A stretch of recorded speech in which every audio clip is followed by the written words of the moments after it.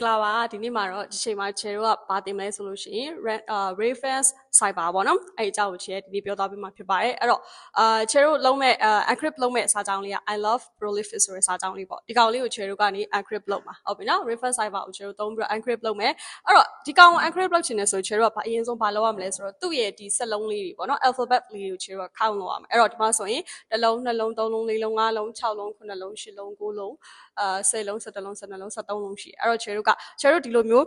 column သူက rows နဲ့ column ဆွဲပြီးတော့လောက်ရတာပေါ့နော်အဲ့တော့ rows ကို chair တို့ကဘယ်လိုခုထားလိုက်မလဲဆိုရင်73ခုထားလိုက်ပဲပြီးတော့လို့ရှိရင် तू ကသူ့ရဲ့ key ကဘယ်နှခုလုံးမှာလဲ तू ကများသောအားဖြင့် key ကတော့1 to 5ထိရှိရပါတော့အဲ့ဒါခါကျ chair တို့ဒီမှာ key က4ဆိုလို့ရှိရင် chair တို့ကဒီ rows ကို chair တို့ကဘာလုပ်လိုက်မလဲဆိုလို့ရှိရင်4ခုထားလိုက်မယ် column ကိုကျတော့73ခုထားလိုက်မယ် row ကို4ခုထားလိုက်မယ် okay ဒါဆိုလို့ရှိရင်အဲ့စကလုံးလေးကို chair တို့ကဒီလိုမျိုးလေး diagonal လေးပေါ့နော်ရေးလိုက်မယ်အဲ့ဒါဆိုဒီမှာဆိုရင်ဒီ i လေးကိုဒီမှာရေးမယ်ပြီးတော့ရင် l o v e ပြီးတော့ရင် p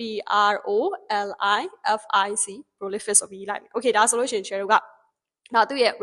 reference cyber ပုံစံလေးလုပ်လိုက်တာပေါ့ပြီးသွားပြီဆိုတော့မှသူ့ရဲ့စကားလုံး chair တို့ကပြန်ပြီးတော့cipher text ယူတဲ့အခါမှာဒီ i ရယ်ပြီးသွားလို့ရှိရင် r ရယ်ပြီးသွားရင် c ရယ်ဒါမျိုးယူမယ်အဲ့တော့ irc ပြီးသွားလို့ရှိရင် l p o i ဆိုတော့ခါကြတော့ l p o i ပြီးသွားလို့ရှိရင် o e l f ဆိုတော့ဒီမှာဆိုလို့ရှိရင် o e l f ပြီးသွားလို့ရှိရင် chair တို့က v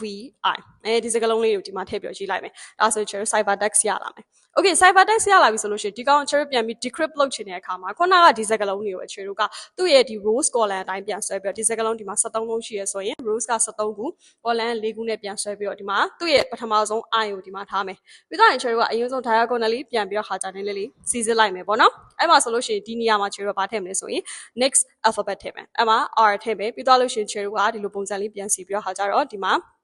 C ထည့်လိုက်မယ်ပေါ့နော်တတိယစက္ကလုံး C လေးထည့်လိုက်မယ်ပြီးရင်အဲ့လိုပုံစံပဲဒီနေရာမှာ chair တို့က L ပြီးတော့လို့ရှိရင် chair တို့ကဘာထည့်မလဲဆိုရင် P O I အစရှိသဖြင့်တို့ပြန်ထည့်လိုက်တဲ့အခါမှာဘာပြန်ရမလဲဆိုလို့ရှိရင် I love prolific ဆိုတဲ့စကားလုံးလေးကိုပြန်ရမယ်ဒါဆိုလို့ရှိရင်ဒါကတော့ decrypt လုပ်တဲ့ပုံစံဖြစ်တယ် okay ဒါဆိုလို့ရှိရင်ဒါလေးကိုနားလည်မယ်လို့ထင်ပါတယ်အဲ့တော့ကျေးဇူးအများကြီးတင်ပါတယ်နော်နောက်ဗီဒီယိုဒီမှာပြန်တွေ့ကြပါမယ်